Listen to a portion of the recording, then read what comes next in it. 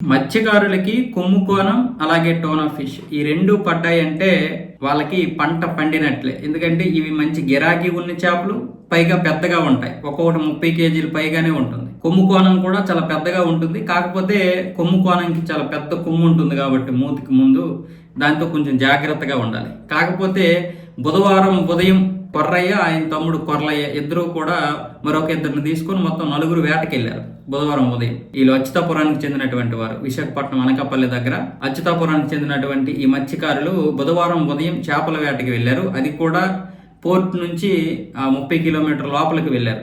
ఆ తీరం నుంచి లోపలికి వెళ్ళి అక్కడ వేటాడుతుంటే వీళ్ళకి కొమ్ము కోనం చేప పడింది. కాకపోతే అది భారీగా ఉంది, 100 కేజీల వరకు ఉంటుందట. ఆ కొమ్ము కోనం చేప ఏం చేసిందంటే ఈ అన్నయ్య కొర్రయ్యని ఏమొచ్చేసి ఈడ్ చేసి సముద్రంలో పడేసింది. ఆ సముద్రంలో పడిపోయిన తర్వాత ఆయన వెంటనే గల్లంత అయిపోయాడు. పైగా ఇప్పుడు వర్షాలు పడుతున్నాయి.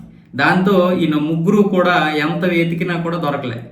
ఇప్పటి వరకు దొరకలేదు. వాళ్ళు వెంటనే కొర్రయ్య అయితే ఇన్ఫర్మేషన్ ఇచ్చాడు, కానీ వాళ్ళు కూడా కొంతమంది జాలర్లు వచ్చి వెతికారు కానీ దొరకలేదు పాపం. అంటే చేపతో కూడా ఎంత ప్రమాదమో చూడండి. అంటే సముద్రంలోకి వెళ్ళిన వాళ్ళు మత్స్యకారులు చాలా ప్రమాదాలకు గురవుతారు. కాకపోతే వాళ్ళు వాతావరణ సమస్యలు కావచ్చు, లేకపోతే ఇంకొక సమస్యలు కావచ్చు, కానీ చేపే ఇతన్ని లాగేసిందంటే అది 100 కేజీలు పైగానే ఉంటుందంటే మనిషే 70-80 కేజీలు ఉంటాడు. అది 100 కేజీలు పైగా నీటిలో ఉంటుంది, దానికి బలం ఎక్కువ. మొత్తానికి ఇతనైతే గల్లంత అయ్యాడు. ఇప్పుడు 36 గంటలు అవుతున్నా కూడా ఇంకా దొరకలేదు అతను ఆచూకీ.